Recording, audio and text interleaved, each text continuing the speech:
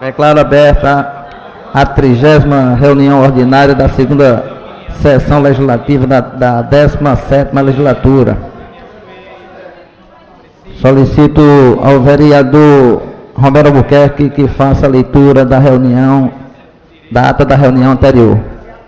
Ata da 29ª reunião ordinária do primeiro período da segunda sessão legislativa da 17ª legislatura, realizada no dia 25 de abril de 2018, na presidência dos excelentíssimos senhores vereadores Chico Kiko e Ayrton Luna. Aos 25 dias do mês de abril do ano 2018, às 15 horas, na sala João Negromonte, sala das sessões, reuniu-se a Câmara Municipal do Recife, sob a presidência do vereador Chico Kiko. Ocuparam a primeira e segunda secretaria, respectivamente, os vereadores Almir Fernando e Ayrton Luna, contando com a presença dos demais vereadores membros desse poder: Alcides Teixeira Neto, Aline Mariano, Antônio Luiz Neto, Augusto Carreiras, Carlos Gueiros, Heriberto Rafael, Felipe Francis Mar, Fred Ferreira, Gilberto Alves, Hélio Guabiraba, Ivan Moraes, Jaime Asfora, Júnior Bocão, Renato Antunes, Ricardo Cruz, Rinaldo Júnior, Rodrigo Coutinho, Romerinho Jatobá, Romero Albuquerque e Wanderson Florencio. Havendo número legal, o senhor presidente declarou abertos os trabalhos, solicitando ao segundo secretário que procedesse à leitura da ata da reunião anterior, o que foi feito. Submetida a apreciação do plenário, ela foi aprovada sem restrição. Dando prosseguimento aos trabalhos, o senhor presidente solicitou ao primeiro secretário que procedesse à leitura do expediente do dia, do qual constaram as seguintes matérias: ofício número 18 de 2018 do Gabinete do Prefeito, encaminhando o projeto de lei número 7, de autoria do Poder Executivo; ofício 19 do Gabinete do Prefeito, encaminhando o projeto de lei número 8 de 2018, de autoria do Executivo; ofício número 50 de 2018 do Gabinete do Prefeito, encaminhando o veto parcial do excelentíssimo senhor prefeito ao projeto de lei número 30, de autoria de Almir Fernando; projeto de lei 76 de 2018, de autoria da vereadora Michele Colles; projeto de lei 77 de 2018, de autoria do vereador Hélio Guabiraba; projeto de resolução 14 de 2018, de autoria da comissão executiva; requerimento número 2208 de 2018, de autoria de Ivan Moraes; 2209, de autoria do vereador Antônio Luiz Neto; 2210 e 2211, de autoria do vereador André Regis.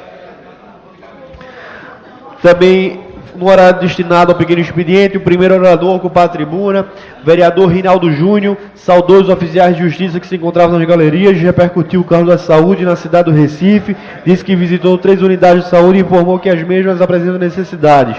Fez um desabafo ao prefeito e ao secretário de saúde para que visitassem essas unidades e constatassem o caos. Assumiu a presidência dos trabalhos o vereador Ayrton Luna. O próximo orador a ocupar a tribuna, o vereador Chico Kiko, informou que vem acompanhando a situação do deputado federal Eduardo da Fonte e falou que o mesmo é fruto de uma perseguição política. O próximo orador a ocupar a tribuna, o vereador Almir Fernando, agradeceu em Lourdes e a Prefeitura do Recife por ter iniciado a limpeza do canal do Rio Morno e pediu continuação da limpeza Nova Descoberta e na linha do Tiro, paralela à rua Uriel de Holanda. O próximo orador a ocupar a tribuna, o vereador Romero Albuquerque, salientou apoio aos oficiais de justiça e informou que fez mais de 10 mil atendimentos nos bairros através da UPinha Veterinária Móvel nos últimos 60 dias e falou da necessidade do apoio da Prefeitura do Recife. Informou que, com o apoio do deputado federal Eduardo da Fonte, terá mais 2 UPinhas Veterinárias Móveis funcionando em locais diferentes ao mesmo tempo. O próximo orador a ocupar a tribuna, o vereador Ivan Moraes, solicitou que a Prefeitura devolvesse o Teatro do Parque à população. Informou que alguns encaminhamentos estão atrasados e que um deles é a restauração do parque, que está para ser iniciado no mês de agosto de 2017.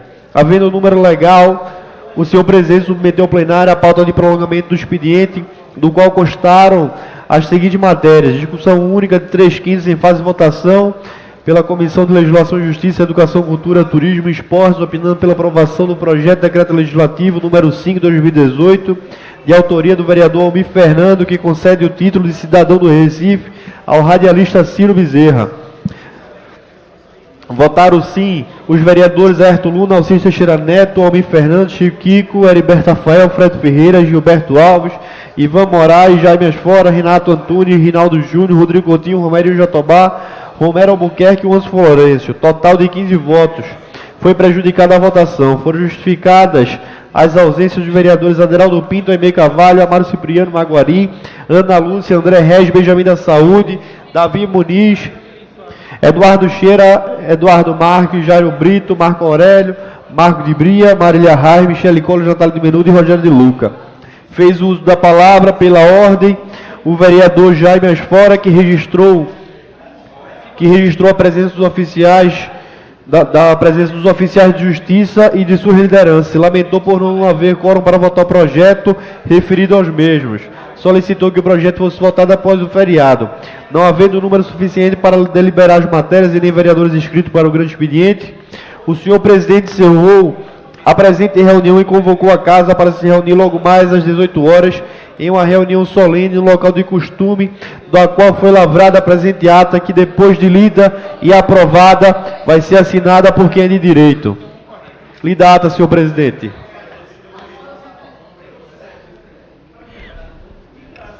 Em discussão. Em votação. Aprovado.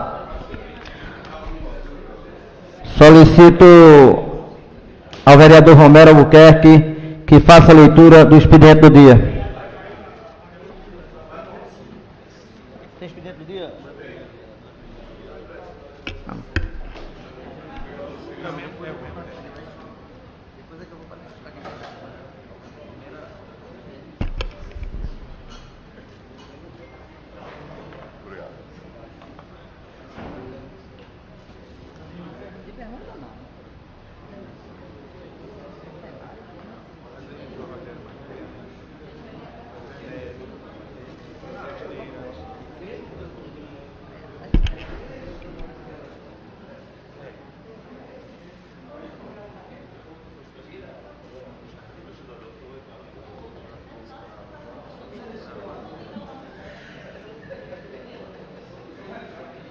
Requerimento 2116, de autoria do vereador Marco Aurélio Medeiros. Requerimento 2117, de autoria do vereador Marco Aurélio Medeiros. Requerimento 2118, de autoria do vereador Marcos Aurélio Medeiros.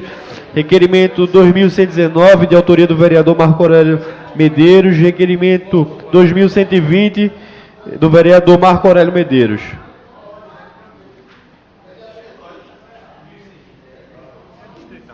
Neste momento, eu dou início ao pequeno expediente e convido o primeiro vereador inscrito, o vereador Romero Albuquerque. É com saudade minha.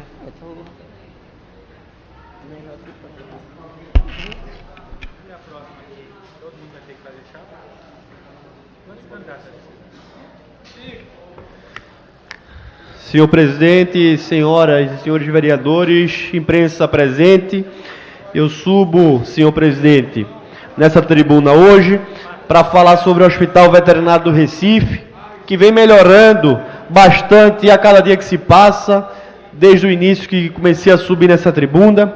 Muitas coisas vêm melhorando, mas muitas coisas precisam melhorar. A prioridade número 1 é transformá-lo em um hospital veterinário que funcione 24 horas, até porque, para ser considerado hoje um hospital, é necessário que ele funcione 24 horas de acordo com as exigências do CRMV. A segunda prioridade, no meu ponto de vista, é a realização de cirurgias de emergências que até o momento não vem acontecendo diariamente como é para acontecer. Dezenas de animais são atropelados todos os dias, principalmente os animais abandonados, e quando chegam no hospital, apenas é realizado os primeiros socorros, que hoje é o que acontece, por exemplo, na Alpinha Veterinária Móvel que colocamos nas ruas. E para resolver essas demandas, algumas coisas importantes devem acontecer, como, por exemplo, uma parceria com clínicas veterinárias para atender essas demandas mais graves. Um exemplo, vamos imaginar que o hospital passe a realizar cirurgias de grande porte. 5 dessas cirurgias são atendidas e outras 5 demandas, elas seriam encaminhadas para hospitais para clínicas conveniadas. Mas para isso é necessário que o gestor hoje da secretaria ela busque parcerias com a iniciativa privada.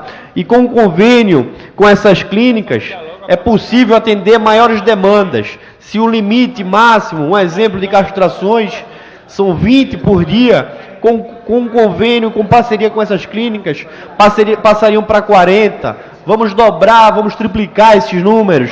Basta o gestor buscar a iniciativa privada. E por fim, senhor presidente, eu gostaria de contar com o apoio dos senhores vereadores, com o apoio das senhoras vereadoras, para juntos cobrarmos o funcionamento desse hospital veterinário do Recife, esse funcionamento 24 horas. Que a partir do momento que ele passar a funcionar 24 horas, a população, os animais serão os beneficiados. Muito obrigado, senhor presidente.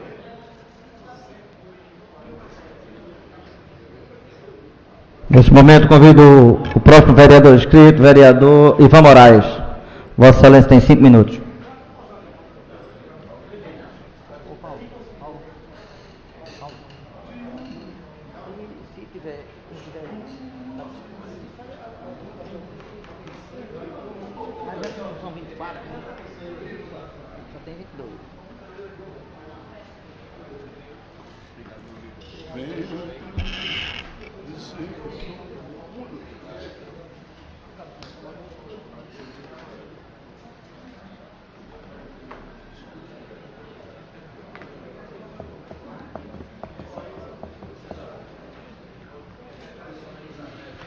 Boa tarde, senhoras e senhores, vereadoras e vereadores. Boa tarde, senhor presidente.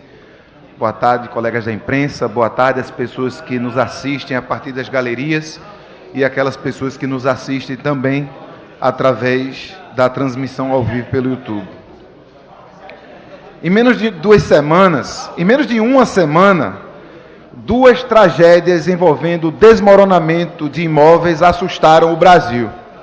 A primeira aqui, na nossa cidade, no bairro da Boa Vista, na Rua da Matriz. O casarão caiu, deixando 4 pessoas feridas. Depois em São Paulo, no edifício Wilton Paz de Almeida, no incêndio que ainda não foi investigado, não se sabe as causas desse incêndio, desabou um edifício que estava ocupado por um dos tantos movimentos, dos inúmeros movimentos que lutam no nosso país pelo direito à moradia. Fruto de uma falta de atenção do poder público daquela cidade e da nossa, tanto pela preservação do patrimônio histórico, como é o caso do imóvel da Boa Vista, quanto pela histórica falta de atenção para as políticas públicas que têm o dever de garantir o direito à moradia para todas as pessoas. Essas tragédias não podem, em primeiro lugar, esconder a falta de ação do poder público na garantia das políticas públicas para a moradia. Só nos bairros da Boa Vista, São José e Santo Antônio, existem 400 imóveis que a Defesa Civil declarou como imóveis que correm risco de desabamento. 400 imóveis. Muitos deles numa zona especial da preservação ao patrimônio histórico, uma ZEP. Uma ZEP inclui imóveis que estão sujeitos ao dever de cuidar do poder público. Então a Prefeitura tem o dever de ter uma política para esses imóveis, tanto uma política que demaja a restauração, quanto uma política que possa fazer com que esses imóveis, aqueles que estão abandonados, que são centenas, possam ter um uso social, que sirvam, por exemplo, para dirimir o enorme déficit habitacional que a gente tem na nossa cidade. Eu gosto sempre de lembrar, na cidade do Recife, mais de 70 mil famílias não têm uma moradia digna para viver. Então a gente não pode deixar de lembrar que a falta de cuidado da Prefeitura com o bairro da Boa Vista, e só com o bairro da Boa Vista, já fez com que nos últimos 12 anos, 5 casarões fossem abaixo, desmoronaram, custando a vida de 9 pessoas, aqui na nossa cidade. A gente não precisa ir longe. Aqui na nossa cidade, em que 400 imóveis em 3 bairros passam por situação de risco, acidentes, tragédias, nos últimos 5 anos mataram 9 pessoas. E a prefeitura não fez nada de lá para cá. As prefeituras não fizeram nada de lá para cá. Uma outra coisa que a gente precisa trazer para essa tribuna é que o desabamento do Wilton Paes de Almeida, lá em São Paulo, não pode jamais ser usado como desculpa para a criminalização dos movimentos sociais, especialmente aqueles que lutam pelo direito à moradia. Volto a dizer, não sabemos ainda as causas do incêndio em São Paulo. Agora a gente sabe muito bem as causas que fazem com que pessoas ocupem prédios abandonados. O déficit de moradia, a falta de atenção do poder público. Isso a gente vê em São Paulo, isso a gente vê no Recife. 70 mil famílias não têm onde morar. Só no bairro de Santo Antônio são 42 imóveis abandonados. Só no centro expandido do Recife, centenas de imóveis devem mais de 350 milhões de reais de IPTU, e a gente não regulamentou aqui nessa casa o IPTU progressivo, por exemplo, que poderia fazer com que esses imóveis fossem desapropriados. É covarde criminalizar os movimentos sociais pelo incêndio de São Paulo. É covarde, é desumano. É mais desumano ainda trazer o exemplo de São Paulo para pôr em xeque, pôr em questão, por exemplo, as ocupações lideradas pelo Movimento Trabalhadores Sem Teto, o MTST, como, por exemplo, o edifício Marielle Franco aqui na nossa cidade. O MTST tem 20 anos de trabalho e nunca houve nenhum acidente desse jeito em nenhuma das ocupações do MTST. Aqui no Marielle Franco, as instalações hidráulicas e elétricas foram feitas por profissionais da área, os mesmos profissionais que constroem prédios e constroem casas e não têm o direito a morar. Lá eles e elas moram, lá eles e elas fizeram as instalações elétricas e hidráulicas com doações da sociedade civil. E ainda aguardam que chegue lá a Defesa Civil, ainda aguardam que chegue lá o Corpo de Bombeiros para ver que aquele prédio encontra-se sim em estado de habitação, não corre risco nenhum, pelo contrário.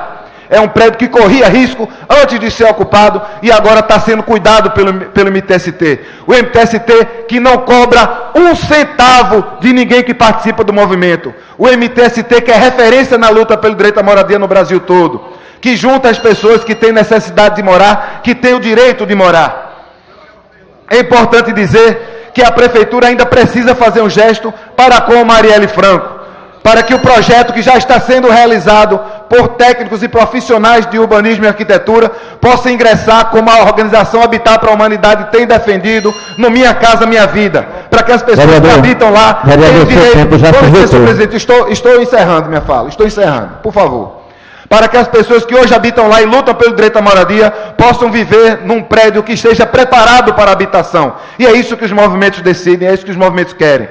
É covarde, repito, criminalizar movimentos sociais por uma tragédia que aconteceu em São Paulo, principalmente causada pela omissão do mesmo poder público que quer criminalizá-los. Muito obrigado. Convido o próximo vereador inscrito, vereador Ricardo Cruz. Vossa Excelência tem 5 minutos.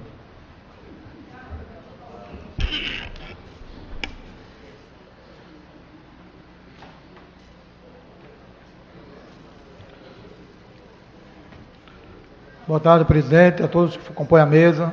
Boa tarde a todos os vereadores e vereadoras presentes. Boa tarde à imprensa e todos que estão na galeria. A título de protesto, subo nessa tribuna e vou fazer 1 minuto de silêncio antes de começar a minha fala.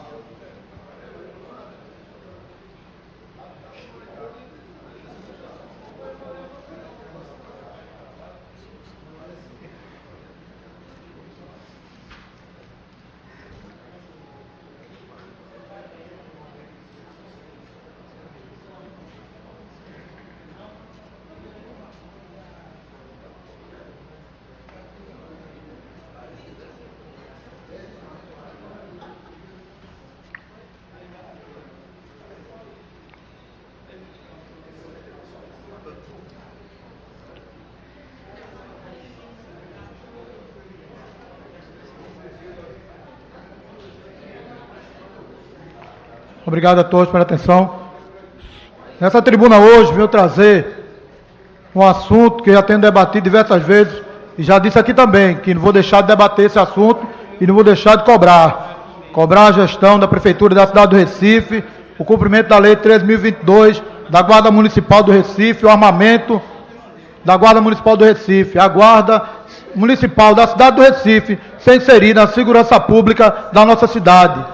Isso é muito importante. Haja vista os índices de violência que nós estamos vendo cada vez mais aumentando.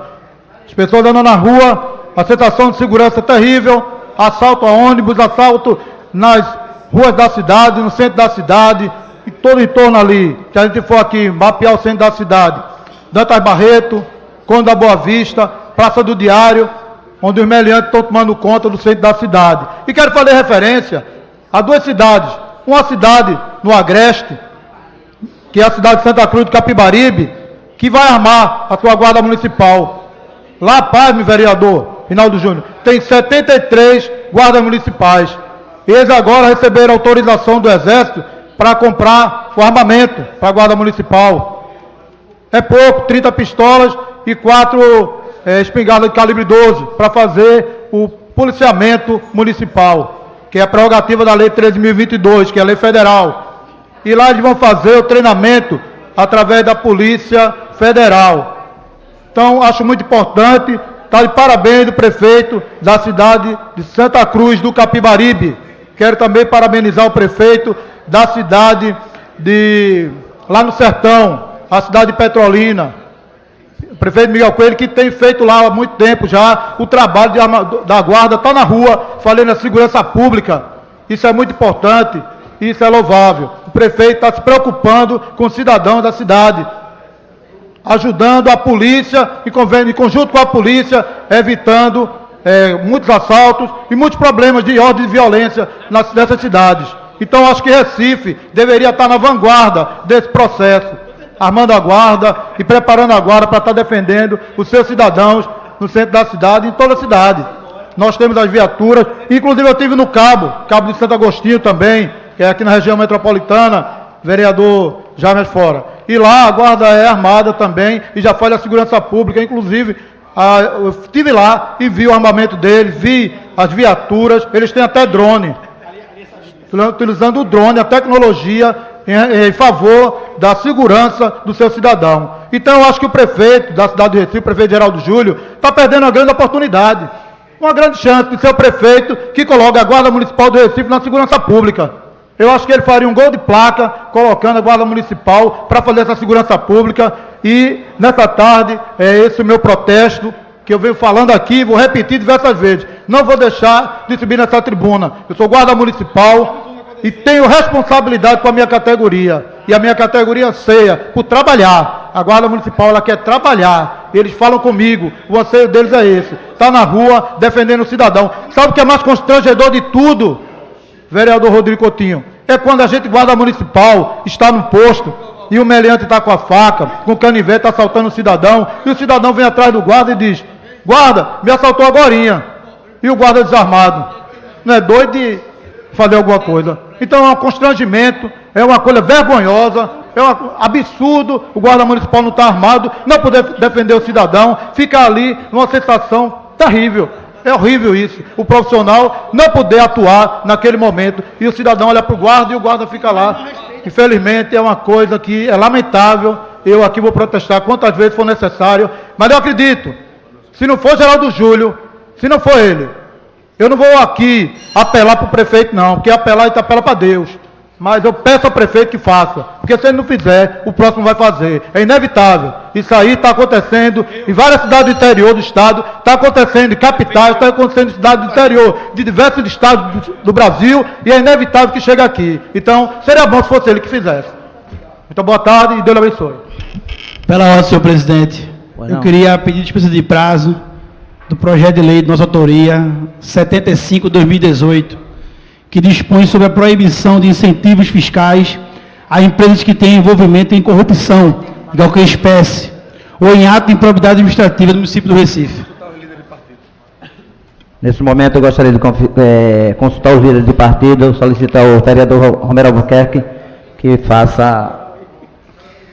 Pelo PSB, Amaro Cipriano Maguari. Pelo PP, Romero Albuquerque. Sim, senhor presidente. Pelo PSC, o vereador Renato Antunes. Pelo PRTB, o vereador Hélio da Guabiraba. Sim, presidente. Pelo PSDB, o vereador André Regis. Pelo PEN, o vereador Benjamin, da Saúde. Pelo PRB, vereadora Ana Lúcia. Pelo PT, a vereadora Marília Reis. Pelo PROS, vereador Romerinho Jatobá, sim. Pelo PCdoB, o vereador Almir Fernando. Pelo PPS, o vereador Ricardo Cruz. Pelo PRP, vereador Herto Luna. Sim, presidente. Pelo PSD, vereador Gilberto Alves. Pelo PSDC, o vereador Marco de Bria. Pelo PSOL, o vereador Ivan Moraes. Pelo PTB, vereador Antônio Luiz Neto. Pelo PSL, vereador Rogério de Luca. Pelo PTC, vereador Heriberto Rafael. Pelo Solidariedade, vereador Rodrigo Coutinho. Sim. Concedido dispensa de prazo, senhor presidente. Nesse momento, eu convido o vereador André Regis. Vossa Excelência tem 5 minutos.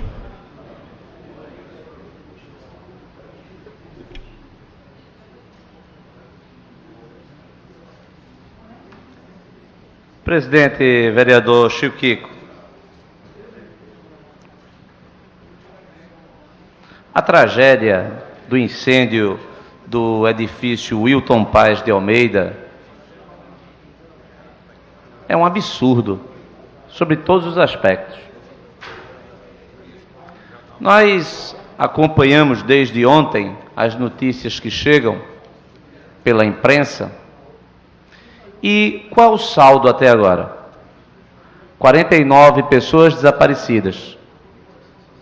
A perda de um patrimônio da cidade de São Paulo e do Brasil, na medida em que o prédio foi construído em 1968, um prédio arrojado, um prédio caro, inclusive. Foi feito para ser um dos equipamentos mais bem equipados da cidade de São Paulo. Durante muito tempo foi, inclusive, a sede da Superintendência da Polícia Federal em São Paulo. O prédio foi desocupado em 2002, não porque o prédio não tinha condições de continuar sendo funcional, mas porque a Superintendência da Polícia Federal precisava de outro prédio para funcionar em melhores condições. Houve a ocupação do prédio em 2002. A Polícia Federal sai, a ocupação ocorre em 2002. De lá para cá, situação de precariedade. São 16 anos em que a União não conseguiu o prédio de volta. O interessante é observar, vereador Almir Fernando, que hoje o que nós sabemos já era de conhecimento do Corpo de Bombeiros, de que não havia condições de segurança dentro das suas instalações, de que toda a eletricidade era feita de forma, inclusive, criminosa, na medida em que havia furto de energia elétrica que alimentava o prédio. Cortava-se a energia, nova religação imediata. Era conhecido essa situação. Só havia água até o 5º andar de um edifício de mais de 20 pavimentos. É também sabido que o prédio era fechado às 19 horas e ninguém entrava nem ninguém saía depois das 19 até 6 da manhã. Uma situação de praticamente cárcere privado. O fato é que o IFAM sabia que o seu patrimônio estava sendo perdido. A União também sabia. A Prefeitura de São Paulo, que quis o prédio, depois, por algum motivo, não conseguindo que o prédio fosse desocupado, também tem participação na ocorrência dos seus fatos. O Ministério Público precisa explicar por que arquivou a apuração da responsabilidade ou se o prédio poderia ou não ficar funcionando naquelas condições. Mas o fato é que nós sabemos que ali havia a exploração da miséria. Miseráveis pagavam para quem não eram proprietários do prédio. Miseráveis no sentido de que apenas uma pessoa na situação de miséria absoluta poderia se submeter a viver nas situações em que hoje nós sabemos que viviam o público de forma geral. O público de forma geral. Mas o poder público tinha conhecimento, tanto no nível municipal, quanto estadual, quanto federal. Todos os órgãos de controle da administração pública, a polícia, o corpo de bombeiros, todo mundo sabia. Mas, depois de 16 anos, a tragédia anunciada, ela se confirma. Perdemos vidas valiosas e um patrimônio da cidade, de São Paulo e do Brasil. Espero que essa irresponsabilidade, essa desmoralização da política e do direito, pelo menos sirva para que o poder público, de uma forma geral no Brasil, e a população, inclusive, também de forma acentuada na defesa dos interesses da cidadania, porque poderia ter recorrido a instrumentos como a ação popular, evitem que tragédias como essa se repitam. Muito obrigado, senhor presidente. Antes de chamar o próximo vereador inscrito, eu gostaria de chamar o vice-presidente da casa, o vereador Carlos Guedes, para assumir a mesa.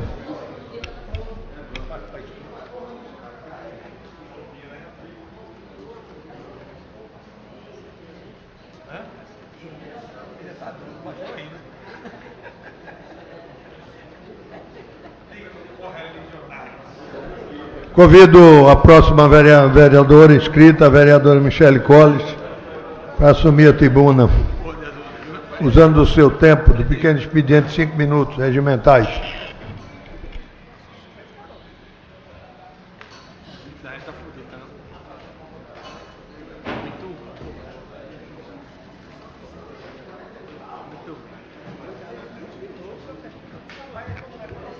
Boa tarde, senhor presidente, senhores vereadores, senhoras vereadoras, todos os presentes. Eu ocupo a tribuna dessa casa na tarde de hoje para registrar que na semana passada, após um longo período de suspensão que vinha desde agosto de 2016 pela Justiça Federal do Estado de São Paulo, a Resolução 1 de 2015 do Conselho Nacional de Política de Drogas, que regulamenta as comunidades terapêuticas, voltou a atender a necessidade das comunidades terapêuticas. Foi suspensa. Então, a decisão foi proferida pelo Tribunal Regional Federal da Terceira Região e indica que o serviço prestado pelas comunidades terapêuticas deve ser definido como acolhimento e não como internação. Segundo o levantamento da Secretaria Nacional de Políticas sobre Drogas, existem no Brasil 1.847 comunidades terapêuticas, organizadas em associações, federações regionais e nacionais, e na Confederação Nacional, a Confenact, a qual eu faço parte também como assessora de políticas públicas. Temos um número que hoje as comunidades terapêuticas acolhem 65 mil pessoas e já beneficiaram mais de 1,5 milhão de pessoas neste mais de 40 anos. E foi uma conquista muito grande das comunidades terapêuticas. Eu tive a oportunidade de fazer parte do grupo de trabalho que lutou por 2 anos ali em Brasília para que esse marco regulatório fosse construído junto com as organizações da sociedade civil e com as organizações não governamentais também. As comunidades terapêuticas são conhecidas também como casas de recuperação de dependentes de droga, fazem um trabalho de referência no Brasil e muitas vezes elas não são compreendidas pelo fato de que um dos pilares da comunidade terapêutica é o tratamento na área da espiritualidade. Mas a gente sabe que já existem diversas pesquisas que comprovam que é importante a espiritualidade no tratamento da dependência química. Eu queria também registrar que na semana passada nós tivemos em Brasília, junto com o secretário nacional de política de drogas, doutor Humberto Viana, e também na sexta-feira agora estivemos com ele aqui em Recife, e foi lançado pelo governo federal quarta-feira passada, dia 25, a liberação de 87 milhões para as comunidades terapêuticas que acolhem pessoas viciadas em álcool e outras drogas. Segundo o governo, o objetivo é atender 20 mil pessoas por ano. Nós conseguimos, vereador Romero Albuquerque, fazer uma articulação entre o Ministério da Saúde, o Ministério do Trabalho, o Ministério da Assistência Social e o Ministério da Justiça, a qual cuida da política de drogas hoje no Brasil. E através desses 4 ministérios, a qual nós fizemos essa articulação, conseguimos que os ministros liberassem cada uma parcela dos recursos para que se formasse esses 87 milhões. 40 milhões veio da saúde. E eu quero aqui agradecer a articulação feita pelo Partido Progressista. Na época, o nosso secretário, que saiu agora, mas é um secretário também de saúde do nosso partido, Partido Progressista, e eles têm tido esse olhar voltado especificamente para o trabalho de recuperação de dependente químico. E isso tem beneficiado milhares de pessoas do nosso país. Então, eu gostaria de repercutir aqui também que hoje foi lançado esse edital, ele tem um prazo de 40 dias, 33% das vagas são instituições aqui do Nordeste, então as comunidades terapêuticas do Nordeste podem se cadastrar e concorrer dentro de todos os critérios legais, legítimos, de fiscalização dos órgãos competentes, a terem suas comunidades terapêuticas cadastradas e conveniadas com a Secretaria Nacional de Política de Drogas. Isso foi uma grande conquista e eu queria que essa casa também pudesse comemorar juntamente conosco. Nós temos aqui também uma comissão de prevenção à violência nessa casa, que tem lutado por esses interesses. Então, essa é uma conquista de todos os brasileiros, uma conquista de todos os pernambucanos e de todos os recifenses, porque nós vamos ter agora mais um instrumento de acolhimento, tratamento para a recuperação de pessoas que têm problemas com drogas. Muito obrigada a todos e todas, é que eu tinha a dizer. Boa tarde, Deus abençoe. Obrigado, vereadora. Encerrado o pequeno expediente com essa vereadora que utilizou, passamos agora à pauta do prolongamento do expediente. O senhor secretário, para fazer a leitura da matéria pela ordem, como consta. Discussão única 3/5, em fase de votação dos pareceres 164 e 129/2018, respectivamente, das comissões de Legislação e Justiça e de Educação, Cultura, Turismo e Esporte, opinando pela aprovação do projeto de decreto legislativo número 5/2018, de autoria do vereador Almir Fernandes. Em discussão, em fase de votação, o painel será aberto. Os senhores vereadores que concordam votam sim, os contrários votam não. Aberto o painel, colhendo os votos.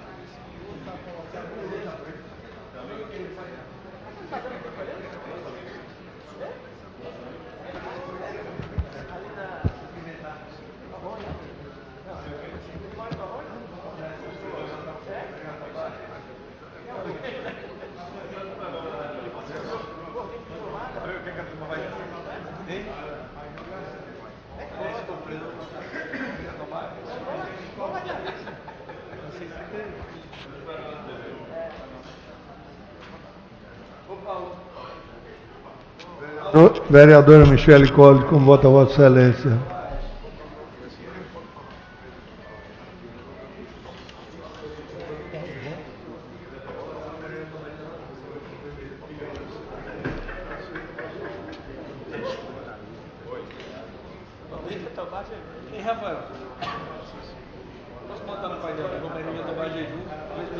Vou encerrar a votação.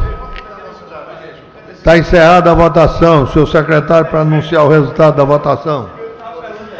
24 votaram sim, nenhum não e nenhuma abstenção. A matéria foi aprovada, senhor.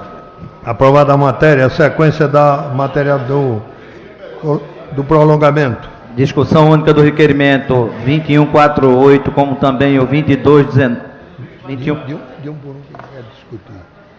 2148/2018, de autoria do vereador Romero Albuquerque. Em discussão. Gostaria de discutir, senhor presidente. A tribuna de Vossa Excelência, com o tempo de 10 minutos para discutir. Senhor presidente, senhoras e senhores vereadores, eu subo nessa tribuna com muita satisfação para solicitar que os senhores vereadores, solicitar que as senhoras vereadoras aprovem o voto de aplausos para a senhora Ivone Fidelis. A senhora Ivone é uma defensora dos animais, que respeito pelo trabalho que faz e pelo amor que tem a esses seres inocentes. Recentemente, inclusive, adotou um cachorro bem velhinho, chamado Bob, que resgatamos através do SAMU Animal. É uma pessoa do bem e que, pelo trabalho que desempenha pelos animais, merece todos os aplausos do mundo. Precisamos de mais pessoas como ela na nossa sociedade. Muito obrigado, senhor presidente. Não vamos desistir dos animais. Obrigado, vereador. Continua a discussão a matéria. Encerrada a discussão e votação, os senhores vereadores que concordam permaneçam como estão e os contrários se pronunciem. Aprovada a matéria. Discussão única do requerimento 2219/2018, de autoria do vereador Romero Albuquerque. Em discussão, requerimento. Gostaria de discutir, senhor presidente. A tribuna está à disposição de Vossa Excelência, pelo tempo regimental. Senhor presidente, é com grande satisfação que eu subo nessa tribuna e que soube, através da imprensa, que as ações em defesa dos animais chegaram em Petrolina com a criação do Conselho Municipal de Proteção e Defesa dos Animais pelo prefeito Miguel Coelho. Demonstra que a cidade ela está criando políticas públicas para os animais que estão abandonados e demonstra o interesse do prefeito em ajudar esses seres inocentes. E por isso, senhor presidente, eu estarei entregando nas mãos do prefeito Miguel Coelho algumas sugestões de políticos, algumas sugestões de políticas públicas para serem implantadas em Petrolina. Eu estou muito feliz e confiante que em breve nós teremos um hospital veterinário em Petrolina também. Obrigado, senhor presidente. Obrigado, vereador. Encerrada a discussão e votação. Vereadores que concordam permaneçam em silêncio, os contrários pronunciem. Aprovada a matéria. Discussão única do requerimento 2249/2018, de autoria do vereador Ivan Moraes. Em discussão. Vossa Excelência tem o tempo regimental, assuma a tribuna, 10 minutos.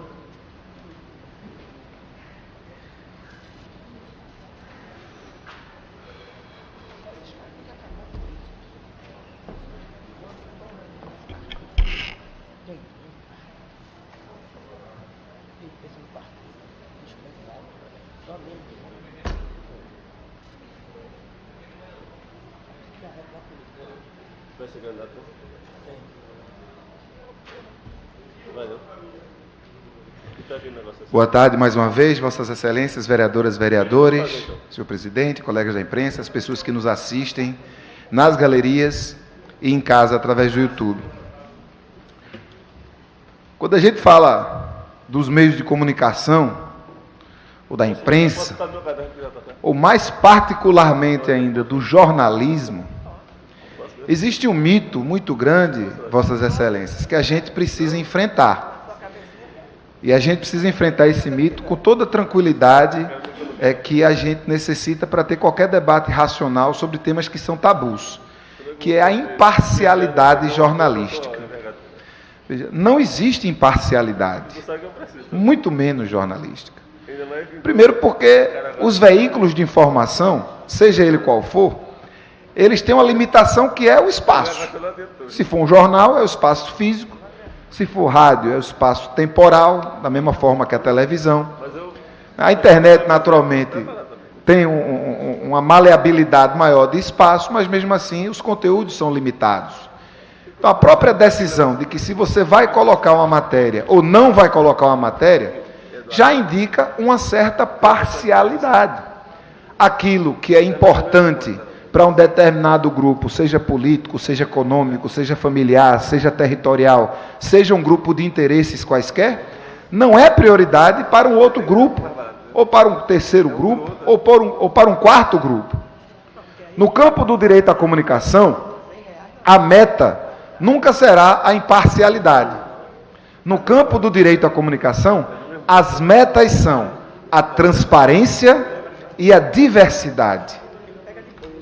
Assim como acontece em muitos países do mundo. Eu dou o exemplo de alguns países escandinavos, por exemplo, em que muitos veículos de comunicação, muitos veículos jornalísticos, com vieses diversos, mais da esquerda democrática, mais comunistas, mais liberais, são financiados pelo poder público através de mecanismos transparentes, têm linhas editoriais bem definidas e fazem com que a população daqueles países, na diversidade de informações que recebem, possam tomar suas próprias decisões. É disso que se faz a democracia. A democracia se faz com pessoas bem informadas, sendo sujeitos e sujeitas de suas próprias decisões.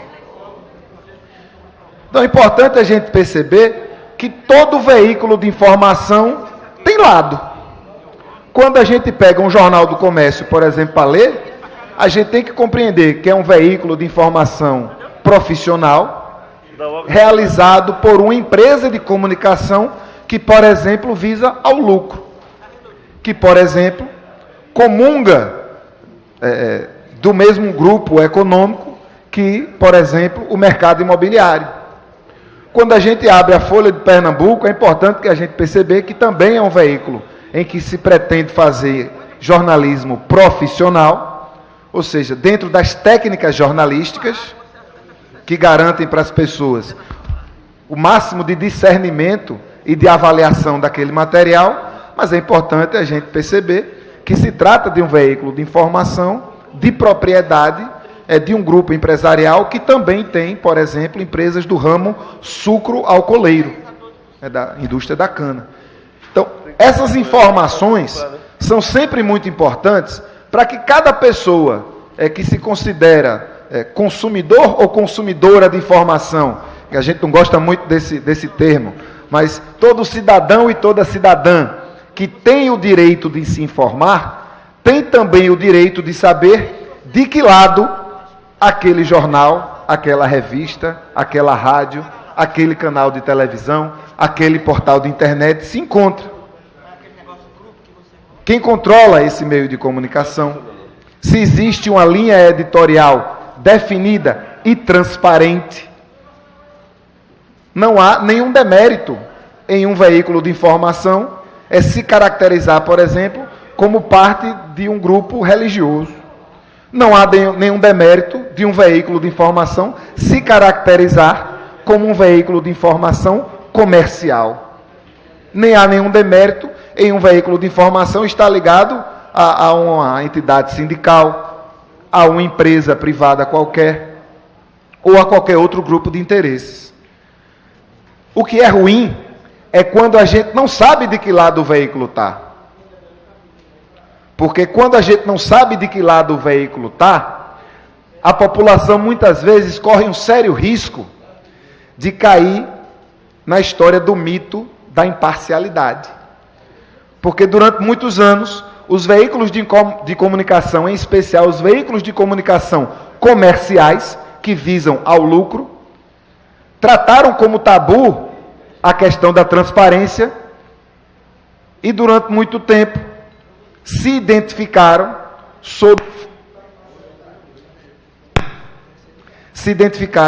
o mito da imparcialidade, como se possível fosse que empresas que têm empregados, que têm repertórios, que têm visões de mundo, que têm opiniões, pudessem ser imparciais.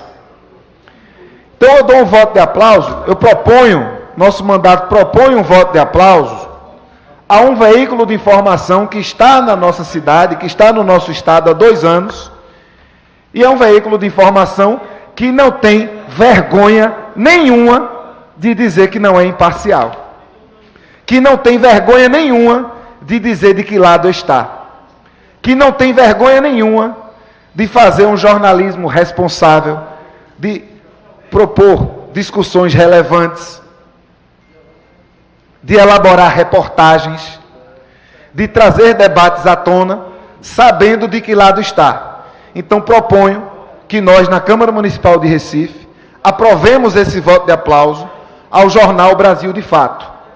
Um jornal que é organizado por várias organizações da sociedade civil, por vários grupos que trabalham a questão dos direitos humanos, que tem em seu conselho editorial diversos e diversas militantes do direito à comunicação, que têm lado, que estão do lado da população, que estão do lado daquelas pessoas que defendem os direitos humanos e que estão do lado daquelas organizações, daquelas articulações, daqueles movimentos e daqueles indivíduos e indivíduas que querem transformar a nossa sociedade. Para ótimos aos 2 anos do Jornal Brasil de Fato no nosso estado de Pernambuco. Ouço com alegria a parte do vereador André Regis. Vereador, o autor não tem mais os 3 minutos que Vossa Excelência tem, a não ser que Vossa Excelência faça seu pronunciamento abrindo mão. Vossa Excelência, eu como autor do requerimento, eu tenho direito ao tempo dobrado de debate. Aí Vossa Excelência tem que requerer e eu posso deferir. Gostaria, por gentileza, de requerer o tempo dobrado. Muito obrigado, para presidente. que possa ouvir com prazer a parte do vereador André Regis. Obrigado, vereador Ivan Moraes. Eu vou votar a favor do requerimento. Vou votar a favor, apesar de, pelo que me chega, ser uma leitura que não reflete a minha visão de mundo. Mas isso é absolutamente natural dentro de uma sociedade plural. Devemos fazer aqui um elogio à liberdade.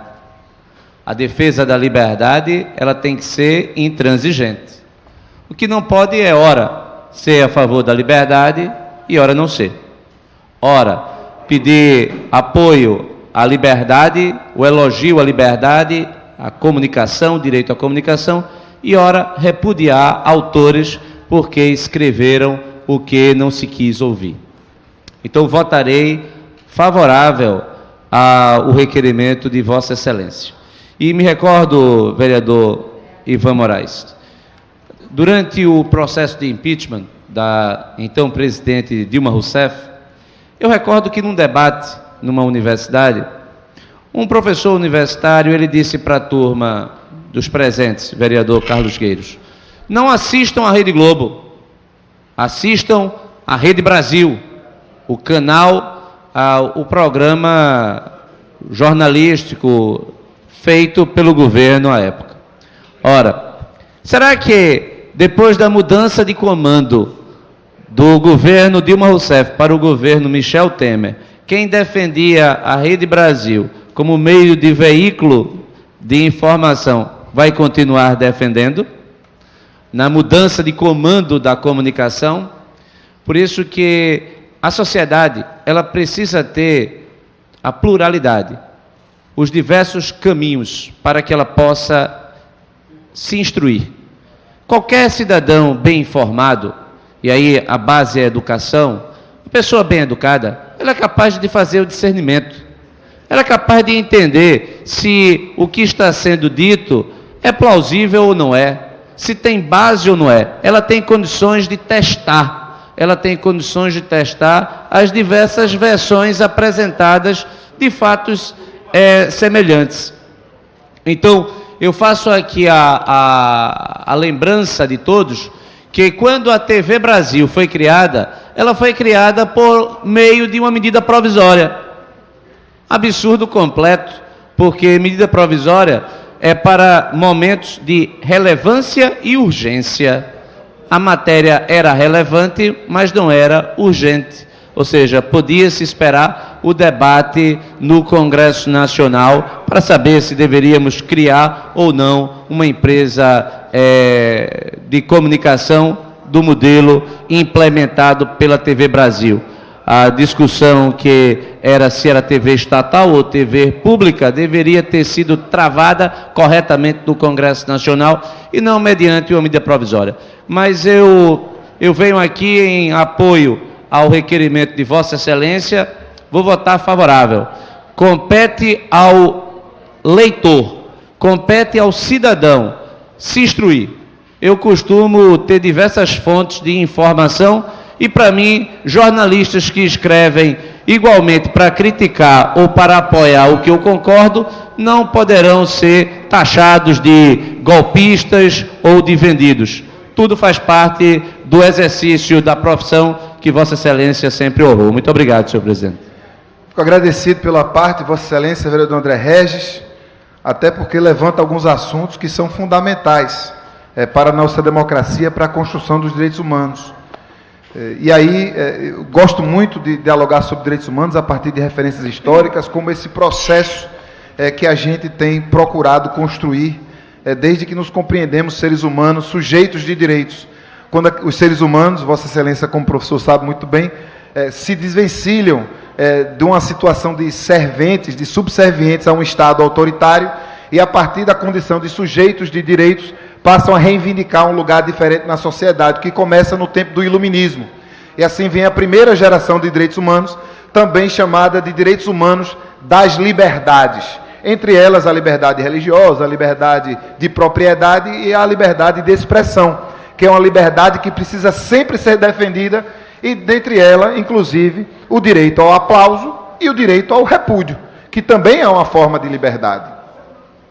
Só que vem uma segunda geração de direitos humanos, por alguns estudiosos chamados de direitos humanos econômicos, sociais e culturais, por outros estudiosos e estudiosas chamados de direitos humanos da segunda geração, por outros estudiosos e estudiosas chamados de direitos humanos positivos, porque diferente dos direitos humanos negativos, que seriam os da primeira geração, ou os direitos humanos das liberdades, são direitos humanos que demandam políticas públicas para que possam garantir. A gente não pode falar, por exemplo, de liberdade de saúde, porque a saúde não é uma liberdade individual, é um direito que cada pessoa tem e que precisa ser garantido através de políticas públicas. E aí a gente precisa compreender todos esses direitos humanos, como nós militantes gostamos também de reivindicar, como interdependentes. Então, é equivocado achar que a garantia de um direito irá naturalmente fazer com que outros direitos sejam também garantidos. Até porque todos esses direitos são interdependentes. A educação, ela não se resume à escolaridade. Não é porque uma pessoa obteve vários graus de escolaridade que nós possamos dizer que esta é uma pessoa que tem garantido o direito à educação. Tem muita gente com diploma de doutor guardado na gaveta, mas que não teve garantido o seu direito à educação. O direito à educação é composto de vários outros direitos. Para que eu possa ser uma pessoa educada, por exemplo, é importante que eu tenha o direito à informação garantido através de fontes diversas que possam fazer com que eu, sujeito que também tem o direito à escolaridade, à saúde, ao transporte, à moradia, possa definir qual aquela informação que cabe naquela realidade, naquela visão de mundo que eu desejo construir. E eu trago isso para dialogar com a fala do meu companheiro vereador, que muito gentilmente nos fez o aparte, que ele falou ali, Rede Brasil, tenho certeza que quis dizer a Empresa Brasil de Comunicação, a EBC, uma empresa criada por decreto, depois de mais de 2 décadas em que a Constituição brasileira a demandava. A Constituição brasileira, no seu artigo 223, que é um artigo que jamais foi regulamentado, diz que os meios de comunicação eletrônicos têm que ser concedidos, os canais de comunicação, os canais de radiodifusão têm que ser concedidos observando o critério de complementaridade entre um sistema público, um sistema estatal e um sistema privado. Quando o governo, naquela época, faz o decreto que cria a Empresa Brasil de Comunicação, é uma tentativa, embora modesta, de trazer um ingrediente a esse artigo, concedendo à população a possibilidade de ter um veículo de comunicação público não estatal, como é o caso, por exemplo, da TV Brasil, que deveria ser diferente, como foi durante muito tempo, da NBR. A NBR sendo um canal estatal do Poder Executivo, que anuncia e informa a população sobre as ações do Poder Executivo, sendo a TV Brasil um canal de informação público que serve à população e não ao governo. Importante dizer que a esmagadora maioria daqueles e daquelas profissionais que compõem o quadro da TV Brasil, dentro do quadro da EBC, que também conta com agências de notícia e rádios, são servidores e servidoras concursados e concursadas. Então, quando esses servidores e servidoras concursadas e concursados têm a prerrogativa de exercer um jornalismo que visa ao cidadão e à cidadã, com a garantia de que este serviço não deve servir ao julgo nem ao interesse do dono da caneta naquele momento, a gente está trazendo para a população mais um ingrediente fundamental da equação que todas as pessoas precisam ter para que possam formar suas próprias opiniões. A gente jamais terá uma democracia se todo o conteúdo jornalístico a que a população tem acesso é construído por 3 ou 4 empresas comerciais que visam ao lucro. Como também seria equivocado se todas as informações a que toda a população tivesse acesso fossem produzidas por pessoas que não têm a segurança de estar nesse cargo e que precisam obedecer ao seu chefe do momento que esteja ocupando aquele lugar no Poder Executivo. E eu trago isso para também democratizar a informação para esta Câmara, para que todo mundo saiba e ninguém possa dizer que não sabe, que hoje os servidores e servidoras da EBC se encontram em permanente estado de alerta, em permanente estado de perseguição, tendo recebido diversos recados de que não podem fazer determinadas reportagens, de que não devem abordar determinados temas, de que determinadas pautas não são mais bem-vindas na TV Brasil, que deveria ser uma TV pública, como foi na sua origem. E, Vossa Excelência, vereador André Regis, houve muitos percalços, houve interferência do Poder Executivo sobre a TV Brasil, também no governo anterior, mas não mais do que este governo está realizando, em que os trabalhadores, por vários momentos, precisavam reivindicar, através de protestos com seus próprios corpos,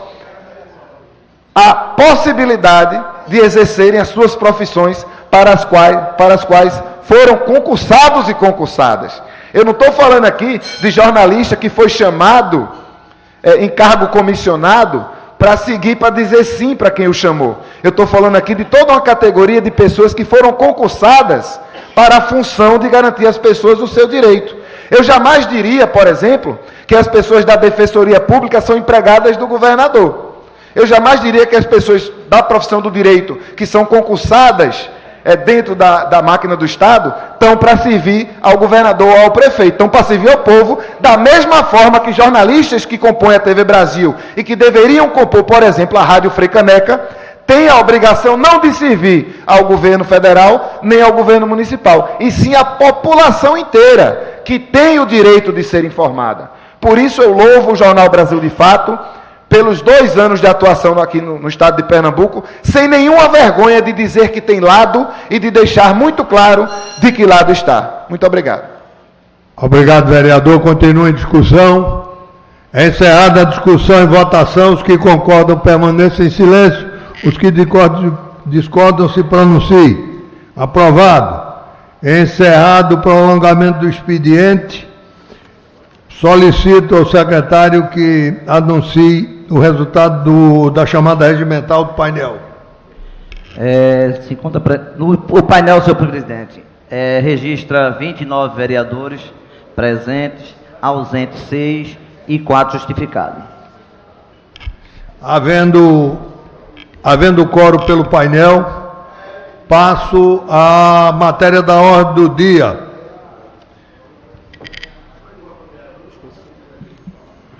Discussão única do requerimento 1685/2018, de autoria da vereadora Michele Colles. Em discussão, encerrada a discussão, votação, os que concordam, permanece como estão, aprovado. Discussão única do requerimento 2116 a 2120/2018, de autoria do vereador Marco Aurélio. Em discussão, todos os requerimentos. Encerrada a discussão e votação, os que concordam, permaneçam em silêncio. Aprovado. Discussão única do requerimento 2121 ao 2134/2018, de autoria da vereadora Natália de Menudo. Em discussão, todos os requerimentos. Encerrada a discussão, em votação, os que concordam, permaneçam em silêncio. Aprovado. Discussão única do requerimento 2135 e o 2136/2018, de autoria do vereador Wanderson Florencio. Em discussão e requerimentos. Encerrada a discussão e votação, os que concordam, permaneçam em silêncio. Aprovado. Discussão única do requerimento 2137 ao 2143/2018, de autoria do vereador Gilberto Alves. Em discussão, todos os requerimentos. Encerrada a discussão e votação, os que concordam, permaneçam em silêncio. Aprovado. Discussão única do requerimento 2144 ao 2147/2018, de autoria do vereador Romero Albuquerque. Em discussão e requerimentos. Encerrada a discussão e votação, os que concordam, permaneçam em silêncio. Aprovado. Discussão única do requerimento 2149/2018, de autoria do vereador Adiraldo Pinto. Em discussão, requerimento. Encerrada a discussão e votação, os que concordam, permaneçam em silêncio. Aprovado. Discussão única do requerimento 2150 ao 2153/2018, de autoria do vereador Benjamin da Saúde. Em discussão e requerimentos. Encerrada a discussão e votação, os que concordam, permaneçam em silêncio. Aprovado. Discussão única do requerimento 2154 ao 2159/2018, de autoria do vereador Renato Antunes. Em discussão, todos os requerimentos. Encerrada a discussão e votação, os que concordam, permaneçam em silêncio. Aprovado. Discussão única do requerimento 2161/2018, de autoria da vereadora Ana Lúcia. Em discussão, requerimento. Encerrada a discussão e votação, os que concordam, permaneçam em silêncio. Aprovado. Discussão única do requerimento 2162 ao 2164/2018, de autoria do vereador Almir Fernandes. Coloco todos em discussão. Encerrada a discussão e votação, os que concordam, permaneçam em silêncio. Aprovado. Discussão única do requerimento 2165, 2166 e o 2167/2018, de autoria, como também o 2171/2018, de autoria do vereador Alcides Teixeira Neto. Coloco todos os requerimentos em discussão. Encerro a discussão e coloco em votação. Os que concordam, permaneçam em silêncio. Aprovado. Discussão única do requerimento 2318/2018, de autoria do vereador Júnior Bocão. Em discussão. Encerrada a discussão e votação, os contrários se pronunciem. Aprovado. Segunda discussão dos pareceres 67/2018 e o 115/2018, respectivamente, das comissões de Legislação e Justiça e Acessibilidade e Mobilidade Urbana, opinando pela aprovação do projeto de lei 368/2017, de autoria do vereador Fred Ferreira. Solicito ao secretário que faça a leitura do seguinte, consultando o plenário se podemos discutir e votar em conjunto. O silêncio é o acordo do plenário. Segunda discussão dos pareceres 93/2018, 119/2017 e o 293/2017 das Comissões de Legislação, Justiça, Finanças e Orçamento e Direitos Humanos e Cidadania, ambos opinando pela aprovação do projeto de lei 38/2017, de autoria do vereador Romerinho Jatobá. Coloco ambos os pareceres em segunda discussão para discussão nesse momento. Encerrada a discussão, os que concordam permaneçam em silêncio. Aprovados os pareceres. Encerrada a ordem do dia. Tem alguma matéria para o prolongamento da ordem do dia? Não. Não tendo matéria para a ordem do dia, encerro essa fase e dou em seguida Palavra ao primeiro vereador inscrito do grande expediente que se inicia nesse momento com o vereador André Regis. Senhor presidente, eu declino. Muito obrigado. Declinado, não havendo mais nenhum outro vereador inscrito para o grande expediente, nem para o tempo de liderança, nem explicações pessoais, dou por encerrada a sessão desta tarde, convidando os senhores vereadores para a reunião ordinária de segunda-feira, dia 7, neste mesmo local, no horário regimental. Está encerrada a sessão.